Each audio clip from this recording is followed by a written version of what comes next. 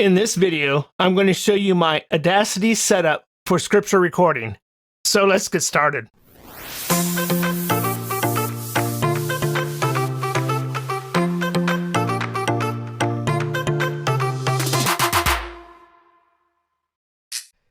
If you don't have Audacity installed, go to audacityteams.org and you can download it. And when you click on here, it's going to detect that you have Windows, if you have Windows, and it will automatically start downloading. There we go. Then you can just click on it and install it. Next thing I want you to install is the FFmpeg. This will help you handle a lot of files like MP3s and different things like that. And so I have the link for this down below and I'll show it on the screen. But you go here and for Windows, you click on down here, the name. And then you come down here and I have 64-bit, so I'm going to click on here and I'm going to install it. And so it installs, it's an exe, you double click on it and install it. The last two things I want you to download are on an old page. You can go to the newer page, but I just find it harder to navigate and I can find what I want here a lot easier. So I'm going to come down here and I'm going to go to limiter. So I want this limiter right here. 6.5 limiter, click on it, and you come down and you can just go right here and you download that one right there. And so you download it, and then you go to the next one and you want noise gate. I can do a search, noise gate, and here it is right here. And so you just download it here. And so you'll download it to your computer, and then I'll show you where you put it. Hopefully you can see this, but I have under my C program files, Audacity, and then you have plugins. And you put them in here, and you can see that I have my limiter, NY there, and then you can see that I have down here my noise gate. I have a bunch of other ones, but put them in here, and I'll put that link down below. So now that you've opened up Audacity, I'm going to walk through a couple things here. The first one, we can not worry about file. We can go under edit. And something that you might notice is the metadata. And if you want to manually enter in the metadata for MP3s or for FLACs, you can do it here. But I do it in post-production for all mine, and it's a bulk system. But I'm just pointing out that you can enter metadata here. It's very limited what it does when it goes into waves. Then also under edit, we have preferences. Control P, and under preferences, you have your device, but we're not going to worry about device. But one thing I do want to point out is the help here. If you find this question mark, you click on help, and it'll bring you to Audacity's webpage for that one right there. But you can go to the manual homepage, and as you scroll down, you can see this right here. And it's really nice that you can just click right here on this this thing right here. It's up here, and it'll take you to that section and explain it. So they have very good helps, and I appreciate that. Going to come down to quality here. 44-100 is good enough quality for the narration that we're doing here. And then we're going to come down to libraries. And here you can see that it detected the FFmpeg. If it didn't, you can try to locate it and put it in the right location, or you can follow the instructions here how to download if it didn't come in. Then we come down to effects. And so I have a bunch here. I have Nyquist and different things, and make sure those are turned on. And also with your effects, you can sort them differently, but you can group them. Well, I'll go ahead and close here, and you can group them if you want to. So here I have all my Audacity effects together, all my Nyquist effects together. Or if I go back to here, I can have them all by name, and I keep my effects list short, and here they are all listed, and they're separated by this line here. Okay, keyboard. I'm not going to go over all these right here, but these are keyboard shortcuts, and I'll have a list in the notes down below of all the keyboard shortcuts that I use.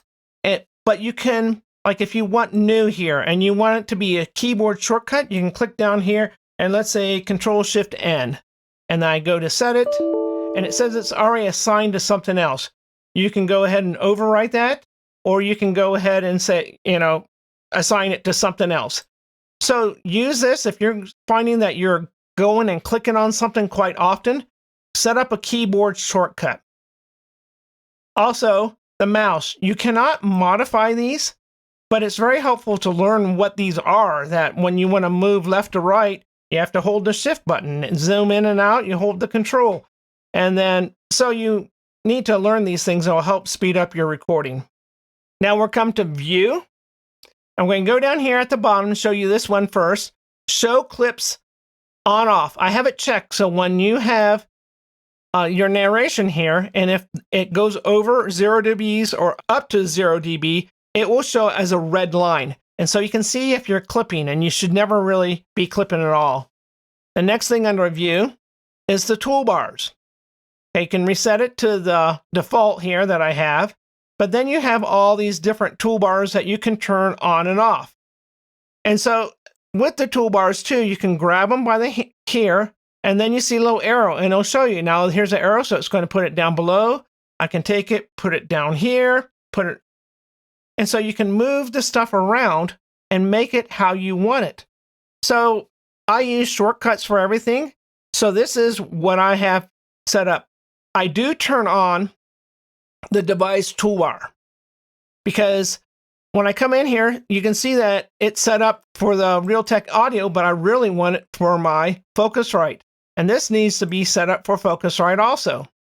So it was not correct, and I want it mono. So I can easily see when I come in and start up, if I unplug my Focusrite, it will maybe change to something else. But I can see real quickly here what it is. So I have this here, and then the other ones I turn off. So this is the transport toolbar. This is this thing right here. And if you want to keep these up, but I do not hit the record button here and click, click, click, click. I do keyboard shortcuts. So I'm going to show you quickly here what I do. So I take him, turn him off. I turn off the tools. Now I do keep the record meters. Those are next on here. So the record meter, but the edit, take that one off. This the share, and then this is basically the same thing as this right here. Here's the host, and here's the playback device, so I don't need that anymore. So I come down here, turn him off, and now look, I can take these guys and drag them out and make them be really long, and so I can see my meters really well. And then down here, I don't need the playback speed, so right down here is and so I'm going to take this guy, I'm going to place him over here, and so it's nice and tight and compact. So this right here, the selection tool, I want to make sure that it is on start and length of selection. So when I'm recording here, I have a recording, and when I hit stop here, and I want to see how long the space is or something like that, I can look down and see it's 0.3 of a second. So it's really helpful. I use this quite a bit. And then over here is your timeline. And so here on the time, as you zoom out, it will be in hours, minutes, seconds, but you can turn this down here to hour, minutes, seconds, hundreds. You don't have to have this either because it does have the time up here. So now we're going to go to transport and transport options. And you want this on, overdub, on, off, and you want it checked. When we do retakes later on, we're going to record them down below, and you don't want your audio to be playing up here when you're doing that. So that helps when, if I was going to record here, you would all of a sudden hear this. It makes sure that you're not going to hear the other audios when you're re-recording something in the middle when we're doing our proofing. Then we come to track, and you want this sync lock track turned on or clicked. This will, let me just put some markers out here. So when we take something here, and as I highlight it, you'll see this little time here. If I highlight it here, you'll see these little clocks here. It means that those are linked together. So if I take this and I highlight it and I delete, you'll see that these behind here will move. So they moved along. Or if I take something here and I copy it and I insert it, Control V, all these move. When you're putting your verse markers, you don't want your audio and your verse markers to be not connected together. So if I make an edit somewhere later on and I delete something and it's not synced together, all of a sudden my audio will change, but these didn't move. And so all of this audio over here will move, and my markers won't, and it will really give you a lot of headaches. I'm going to duplicate him. Now you see that up here that these are linked together, but this is not linked with it. So the labels separate the linking. So if I want this to be linked up here, I go to here and I say move to top or whatever. And now everything is linked together. If I want it and I can take it and move it to the bottom, now it's not linked. So the separator is the labels of how the linking works. Now we're going to come to effects, and then you have the plugin manager. So this is on here, the plugin manager here, and the plugin managers here, and also the plugin managers here, because to generate noise, it's a plugin. So we're going to come into the plugin manager, and then you can customize it what you want. You can see some are disabled, some are abled, and so you can click on it and say, okay, I want to see all the ones that are abled. And so this way you can make I like to make it shorter. So here I have my list very short.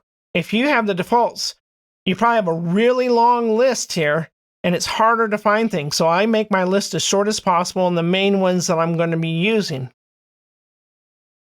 Then we come to tools, and we have the plugin here. We have macro manager, and this will be a whole video on its own talking about creating macros. But then also you have apply the macros, and you can see the keyboard shortcuts that I assigned to them. And so you can click on here, or you can do the keyboard shortcuts. And then the final thing is about Audacity. You can see what version you have. I have 3.2.5, but also you have the helps, the manual right here. So if you want to find something, and so here's the manual. It's very helpful. You can find things. There's not a search, but they do have a good toolbar over here, or you can click over on here. So that's a quick overview of how I set up Audacity for scripts recording. And the next couple videos will show you how I set up my macros and how I do my recordings. If you found any value in this video, please like, subscribe, and share so YouTube will recommend it to others.